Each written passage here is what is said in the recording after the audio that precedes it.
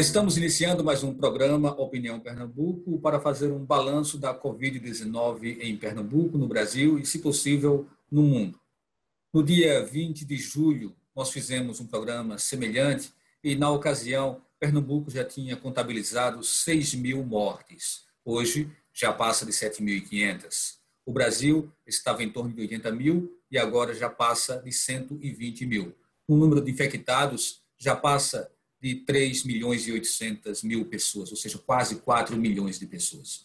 É sobre esses números que nós vamos conversar hoje no programa Opinião Pernambuco. E são nosso convidado e nossa convidada, a doutora Marcela Vieira, que é médica residente em infectologia do Hospital das Clínicas e também doutoranda em medicina tropical da UFPE. O convidado é o Jones Albuquerque, que é cientista do Laboratório de Imunopatologia Keizo Azami da Universidade Federal de Pernambuco e do Instituto para a Redução de Riscos e Desastres de Pernambuco. Lembrando que este programa, na verdade todos os programas Opinião Pernambuco, eles também são veiculados nas emissoras Universitária FM 99.9 e na Rádio Paulo Freire 820 AM, no horário das 17h30. Eu queria começar com você, Jones. E aí a gente fala de números, né? Você inclusive participou do último programa que a gente fez sobre esse balanço, e a gente fala de números que aumentaram. No caso, no Brasil, a gente pula de 80 para 120.000, aí 40.000 pessoas em 1 mês e 10 dias. Isso significa que estamos, de fato, controlando a epidemia ou ainda não podemos afirmar isso? Ou seja, estamos crescendo exponencialmente ou estamos, de fato, controlando? Muito obrigado novamente pela oportunidade. Sim, o que a gente observa é que, em óbitos, a gente alcançou um limitante. E esse limitante foi provocado tanto por o controle de ações, como os médicos, infectologistas, a médica Marcela deve falar um pouco sobre isso. Eles aprenderam bastante durante esse processo e rapidamente conseguiram controlar a doença em si. Em relação à expansão numérica, a gente continua em expansão exponencial das infecções, isso é um fato, e os óbitos, uma estabilização, é por isso que o povo chama de platô, de controle, etc. Mas a infecção em si está em descontrole, eu diria. O óbito a gente aprendeu a tratar. Então, a gente aumentou o número de leitos, a gente aprendeu protocolos, manejos, métodos. E eu falo assim porque eu visito alguns dos hospitais de referência aqui do estado e a gente vê que hoje em dia os médicos estão 10-0 no que era no início da infecção. Então, esse é o nosso cenário hoje. No mundo, a gente tem um cenário de infecção ainda em ápice e o de óbitos parece uma nova onda agora alimentada pelo Brasil, pelos Estados Unidos e pela Índia. Esse é o cenário mundial hoje. Então, doutora Marcela, quando o Jones fala que em termos de infecção a gente continua num crescente, né? Em termos de mortes a gente tem um certo controle maior. O que leva a esse controle maior, né? Quais são as causas positivas dessa capacidade hoje de se controlar melhor a quantidade de pessoas que estão em processo de falecimento pela Covid-19?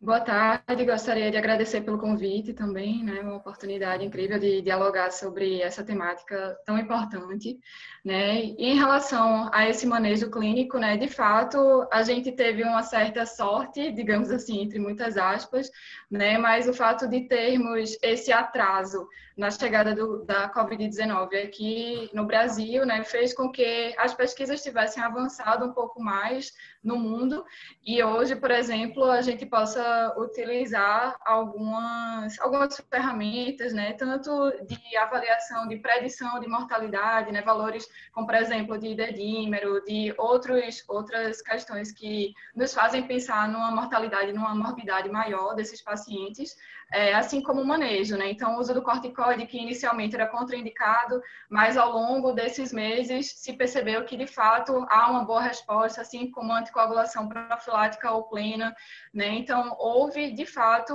uma redução da mortalidade, né? Mas é importante sempre frisar de que nós, no momento, não temos uma cura, né? Um tratamento que seja, de fato, eficaz e que reduza, por exemplo, a viremia, digamos assim, né? Como se supôs inicialmente que a cloroquina pudesse ter algum impacto, e hoje a gente tem total certeza, né, por todos os estudos que já foram feitos, né, que não há reprodutibilidade em relação ao primeiro estudo que havia sido conduzido na França, de que existe um tratamento eficaz e que vai reduzir a viremia, que vai reduzir a mortalidade, né? Então, hoje o que nós temos são formas de manejar esses doentes através do suporte de oxigênio, da pronação, né, de alguns medicamentos que podem ser utilizados, mas que reduzem a mortalidade, mas que não são, de fato, tratamentos, digamos assim, né, que vão tratar especificamente o quadro viral.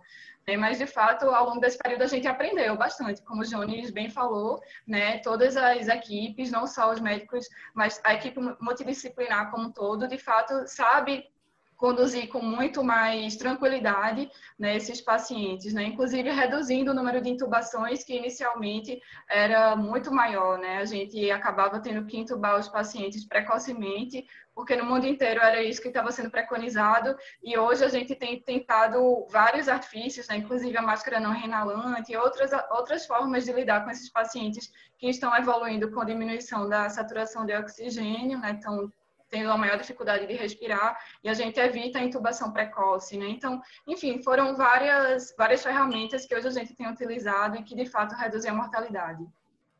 Ok. Jones, quando a gente fala nesse número que já é próximo de 4 milhões, na verdade, o número real, ele deve ser multiplicado, alguns falam que por 4, 5, 6 vezes. Qual é a realidade desses números? A gente já tem uma população, ou seja, um quarto da população, já teria um quarto da população brasileira infectada pelo novo coronavírus, é mais ou menos por aí. Um quarto não, né? Que a população brasileira ela tem 210 milhões de habitantes. Mas se a gente tem 4 mil, se a gente multiplica por 6, a gente já vai dar 24 milhões de pessoas. É mais ou menos por aí? Belíssima observação. Esse número a gente não consegue afirmar quanto que a gente está subnotificado, esse é o termo que a gente usa na epidemiologia, a subnotificação. A gente tem os testes, a gente melhorou bastante a nossa capacidade de teste, isso é um fato em relação ao começo da pandemia, mas ainda é muito baixo para a gente afirmar isso, e a gente tem que perceber que o teste ele só é efetivo no momento dele. Por isso que chama real-time test. É um teste de eu olhei agora o indivíduo. Ele saiu da coleta e transitou, ele pode ter já contaminado. Então, esse processo tem que ser, por isso que chama exaustivo, ou seja, eu tenho que testar a população várias vezes. É fácil encontrar uma pessoa na rua que fez o teste e você perguntar a ela, quantas vezes você fez o teste? Ela fala, não, só uma. A maioria das pessoas fizeram uma vez o teste. É muito diferente da gente aqui do laboratório, por exemplo. A própria doutora Marcela deve ter feito vários testes, porque isso é para saber como que a pessoa está se convivendo com esse processo. A gente não fez isso, então o seu número de 4 vezes, a estatística aqui do grupo de modelagem, que a gente participa do grupo do Comitê Científico do Nordeste, com Miguel Nicoleles, com Sérgio Rezende, há estatísticas do grupo que afirmam 12 vezes. Mas isso é pura inferência, sem nenhuma base numérica. O 4 vezes, 5 vezes, com certeza, eu não acho que seja menor que isso. E aí, qual o limite superior de testes? Também muito complicado de afirmar, porque a gente não tem essa dimensão de contágio. E observe que todas as ferramentas que tentamos usar para fazer isso, ferramentas tecnológicas, elas não são efetivas, elas não funcionam, infelizmente. A gente precisa do agente de saúde, a gente precisa do médico lá na ponta com o cidadão. Sem isso, a gente não vai ter essa noção de tamanho da infecção no país. Marcela, eu conheço várias pessoas que fizeram o teste e que deu falso positivo ou falso negativo. Inclusive, dentro da própria família, a gente já teve casos desse tipo. E as pessoas que fazem o teste e que descobrem que, inclusive, já tiveram a Covid, elas começam a relaxar, né? No entanto, estão surgindo alguns casos no mundo de pessoas que estão se reinfectando, né? Até que ponto isso coloca um alerta para que a população, mesmo as pessoas que já tiveram a doença, que elas se resguardem, que elas tomem os devidos cuidados para não serem reinfectadas? Perfeito. Inclusive, hoje eu tive notícia de um segundo caso, né, de que foi sequenciado e, de fato, se tratava de uma nova cepa viral, né, que aí configurando, de fato, a reinfecção. Mas, assim, por enquanto, a gente ainda considera que são casos pontuais, né, até o momento, tivemos 2, de fato, comprovados por sequência, né, genômica, mas a gente considera que não é algo tão frequente, né? Talvez seja mediado por algum receptor, algo que justifique essa reinfecção. Mas se a gente observar, por exemplo, a população geral, caso essas reinfecções fossem frequentes, a China já estaria vivenciando, já faz 6 meses, em média, né, que a Covid-19 surgiu lá, então a gente, mais de 6 meses, né, 8 meses, a gente se perde um pouco no tempo, mas a gente esperaria que lá eles estivessem vivenciando novas e novas epidemias, né, e o Wuhan estaria novamente tomada, né, por quadros. Então, de fato, eu não acredito, né, não só eu, mas outros colegas com quem eu tenho tido contato e tenho conversado, eu não acredito que esses casos sejam a regra. Eu acho que, de fato, continuam sendo exceções, né, mas, obviamente, a gente precisa manter todos os cuidados, né. O fato disso ser uma exceção não quer dizer que a gente esteja autorizado agora a baixar a guarda, né, e deixar de lado todas as precauções. Eu acredito, sim, que nossa população precisa manter o isolamento, precisa manter todos os cuidados que desde o começo foram tomados, né? Inclusive o isolamento, né? Por mais que seja difícil a manutenção de um isolamento ao longo de todos esses meses, né? E a gente vê que a população tem saído mesmo, né? Em vários lugares a gente encontra um volume de pessoas muito grande, uma aglomeração muito grande, né? No Rio de Janeiro eu fiquei estarrecida com a imagem que eu vi ontem, né? Do número absurdo de pessoas na praia. É difícil manter o isolamento, mas eu acho que ainda é a melhor medida que a gente tem, né? Que a gente pode lançar a mão e evitar, se for possível, para essas pessoas evitarem o máximo possível a exposição, ainda que já tenham tido a infecção comprovada. Jones, quais são os índices de circulação do vírus nesse momento, né? É uma pergunta que eu sei que você vai precisar de um certo tempo, vai precisar, inclusive, mostrar através de gráficos, mas você poderia já adiantar, talvez pegando do fim para o começo dessa pergunta, porque eu colocaria, antes era fácil você detectar a quantidade de pessoas que estavam em circulação através dos smartphones. Então, a tecnologia ajudava a isso. Hoje, a gente tem uma quantidade muito grande de pessoas circulando, mas a gente sabe que existe aí um outro cuidado, uma outra atenção. Está ou não está com máscara? Né? A tecnologia ela ainda não consegue detectar a quantidade de pessoas que está indo para a rua com ou sem máscara. Né? E a gente precisa chegar nesse estágio. Mas já para pelo menos se ter uma ideia, bom, o tempo do bloco chegou ao final, você vai mexendo aí, né, no seu computador para no próximo bloco a gente trazer essa sua resposta. Tudo bem? Perfeito. Então a gente faz o intervalo e volta daqui a pouquinho.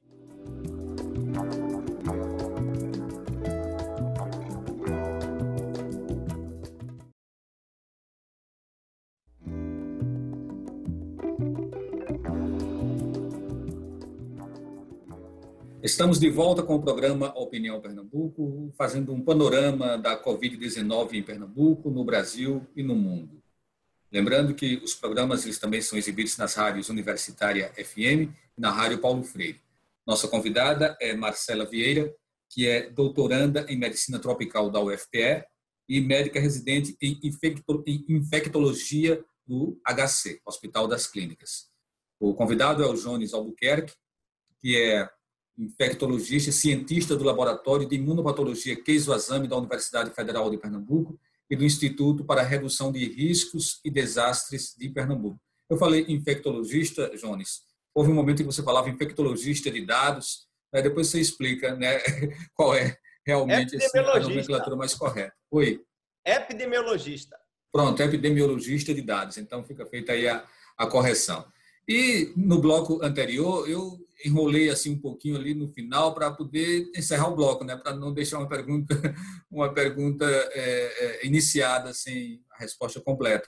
Mas, na verdade, resumindo, a gente queria que você fizesse um balanço da taxa média, né, da média móvel da circulação de pessoas nesse momento em Pernambuco e se a gente tem como saber que percentual está ou não usando a máscara.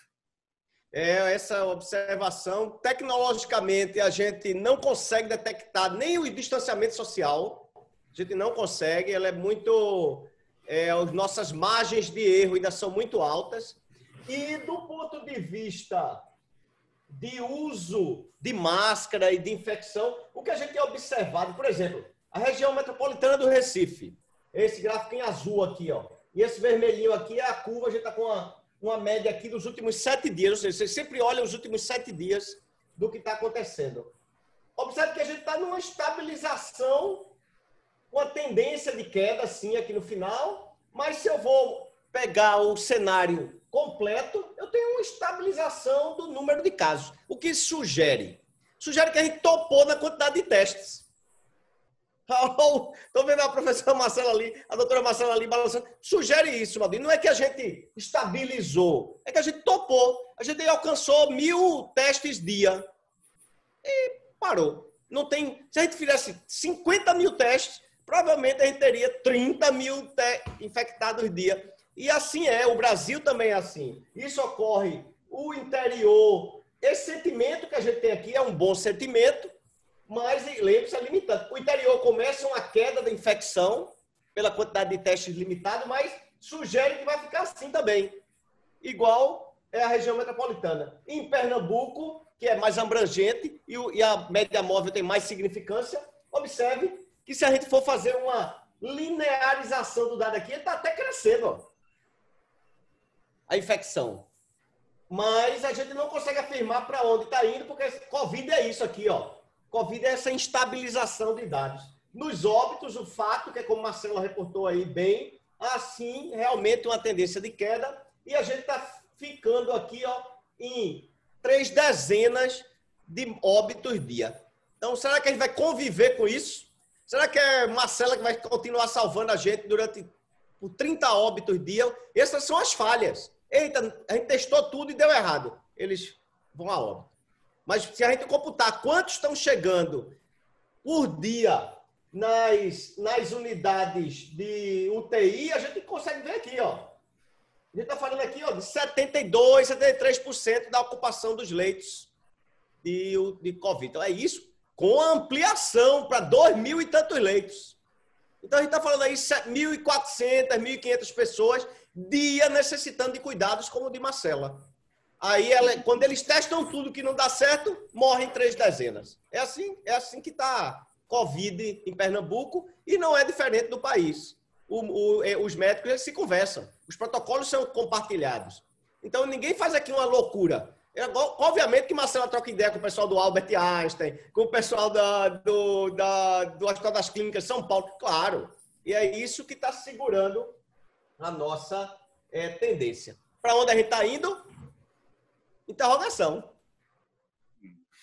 Marcela, quando as pessoas veem nos noticiários informações do tipo Amapá, Tocantins, Rio de Janeiro estão em alta, Minas Gerais, São Paulo, Goiás, Bahia, Piauí em estabilidade e Pernambuco, Alagoas, Amazonas, Roraima, Santa Catarina estão em queda. As pessoas que estão nesses estados que são apontados como estados em queda se sentem muito seguras, né? Elas dizem, pô, caramba, né? Então, aqui se a gente está em queda, a gente está com a liberdade de ir e vir a hora que quiser, né? Parece que soa um pouco essa sensação nas pessoas de que está controlado e que a praia está aberta, a praia está liberada, o bar está liberado, tudo está liberado, as festas estão liberadas. No entanto, não é bem assim, né? Gostaria que você falasse um pouquinho sobre isso e, se der, inclusive, faça esse comparativo, né, com com outros estados, né? Por que que Pernambuco ele está em queda em relação a outros estados? Perfeito. De fato, a gente observa uma tendência maior da população sair do isolamento, né, do distanciamento social. Basta em qualquer, no centro da cidade, em qualquer shopping, enfim, realmente está tudo bem lotado, né? E eu acredito, sim, que há esse imaginário popular, né, de que como o número de casos está estabilizado, está em redução, então eu posso ir tranquilamente, né, para qualquer lugar. Mas a gente precisa lembrar que a apresentação da Covid-19, ela é muito ampla, né? Então, se a gente pegar, eu peguei alguns dados, né, do que tem disponíveis pela Secretaria de Saúde do Estado. A gente tem que, obviamente, o número de óbitos se concentrou principalmente na faixa etária de 60 a 70 anos, em números absolutos, né? Que é o esperado, como aconteceu em vários outros países, em todos os outros estados, essa faixa etária tem sido principalmente acometida, né? E com desfechos piores, né? Mas a gente precisa lembrar que mesmo entre pessoas mais jovens, há possibilidade de quadros de maior gravidade, né? Então, o fato das pessoas acharem que, tudo bem, o número de casos está diminuindo, eu posso fazer o que eu quiser, posso ir e vir, etc. Isso é preciso sempre ter em mente, né, que o quadro clínico, a apresentação clínica, ela pode ser muito ampla, né? Então, ainda que você seja jovem, que você acha que vai ter um quadro leve, isso não tem não temos como predizer isso, né? Porque pode ser, de fato, que você venha apresentar um quadro de maior gravidade, né? Infelizmente.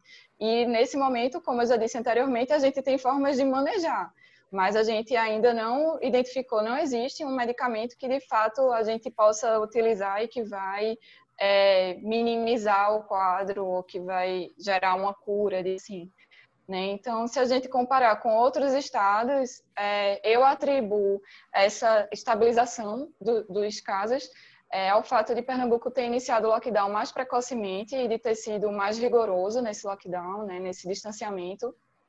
A gente ainda não ter voltado às aulas, eu acho que isso tem contribuído também para essa estabilização, mas concordo inteiramente com o Jones também de que essa estabilização ela pode ser fictícia à medida que a gente atingiu o teto de testes, né? E por conta disso não tem se refletido o número exato de pessoas infectadas, né? Mas o que a gente vem observando em relação à ocupação de leitos de UTI, ocupação de leitos de enfermaria, é que tem diminuído, né? Então fica a interrogação, né? Se a letalidade está sendo reduzida porque o vírus mutou e ele está sendo menos letal, se as equipes aprenderam a lidar melhor, isso tem influenciado também, ou se a gente atingiu também um grau de infecção, né? De disseminação tamanha que as pessoas, que a gente conseguiu atingir aquela imunidade de rebanho, né? Que as pessoas, o vírus não está circulando de forma tão efetiva. Então, são algumas interrogações que ficam, né, para a comunidade científica como um todo resolver, né, tentar responder. Como toda doença nova, a gente tem muito mais perguntas do que respostas nesse momento ainda, infelizmente, né? E em relação a outros estados, de fato, assim, eu acredito que houve medidas equivocadas, né, por parte, principalmente considerando que nós estamos há 3 meses sem um ministro da Saúde que seja um quadro técnico, né? Então, eu considero que houve equívocos e houve também uma negligência e uma subestimação da capacidade letal desse vírus por parte do governo federal.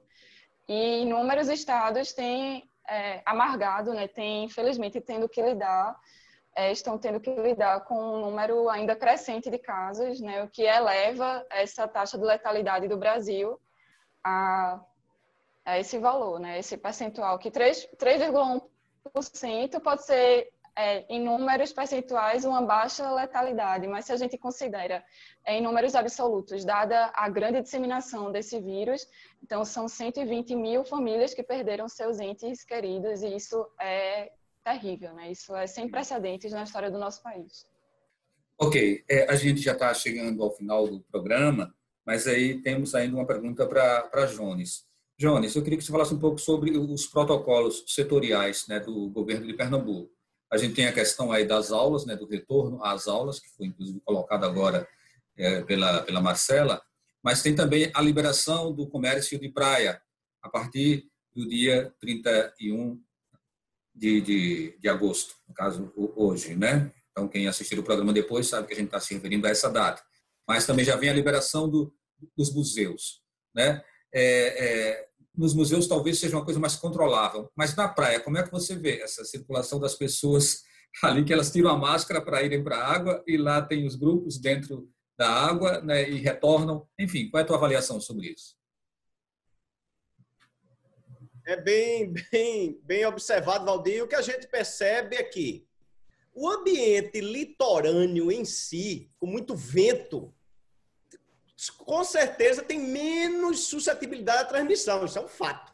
Você não tem quem. Tem um vento corrente vindo do litoral para dentro do território. Então, sim, você está na praia, você está menos suscetível ao fato do que está dentro de uma sala de ar-condicionado com as pessoas ali. Isso é inquestionável. O que é a observação é, a gente está perdendo o que é um item de pandemias, que é o item da consciência situacional. Que é o seguinte, eu tenho que estar ciente que a gente está no meio de uma pandemia. Então, eu sei que é cansativo, eu sei que as pessoas se saturam, eu sei que as pessoas enchem paciência, sim, mas a gente tem que estar com essa consciência. O fato de ir à praia de máscara, para quem está nos ouvindo, procure um lugar que não tem ninguém. Não tem mal nenhum você ir sozinho. Veja, se você chegou cedinho, você pegou seu transporte público, vazio, num domingo de manhãzinha, 6 horas da manhã, sentou ali isolado na sua máscara, foi para um local da praia que não tem ninguém, que está ali vazio, tem uns 50, 60 metros, 100 pessoas, claro que você vai tirar a sua máscara. É fato. O que eu não posso fazer é como você está dizendo. Eu vou de máscara e fico conversando com meus amigos, eu quero tomar cerveja na barraquinha de praia. Isso não funciona porque tem os nossos mais recentes estudos, inclusive, mostram que os 2 metros talvez não seja suficiente. Jones, já dá para voltar às aulas? Aí é com uma frase só que você tem que responder isso. Já dá para voltar às aulas? Epidemiologicamente, não. Dá para exercitar voltas controladas? Dá. Medindo nas principais escolas? Dá sim. Com médicas de plantão lá para ver o que está acontecendo. Aí daria para a gente experimentar. Mas voltar à massa, 2,5 milhões de pessoas circulando em Pernambuco, ainda não é hora. É isso, Marcela? Sim, concordo inteiramente. Ok, então muito obrigado pela sua participação, Marcela. Obrigada também, foi excelente. Agradeço a oportunidade. Jones, muito obrigado pela participação. Muito obrigado, foi um prazer conhecer a Marcela e estar aqui de novo com vocês. Obrigado a você que também nos acompanhou. A opinião de hoje fica por aqui. A todos, nosso até breve.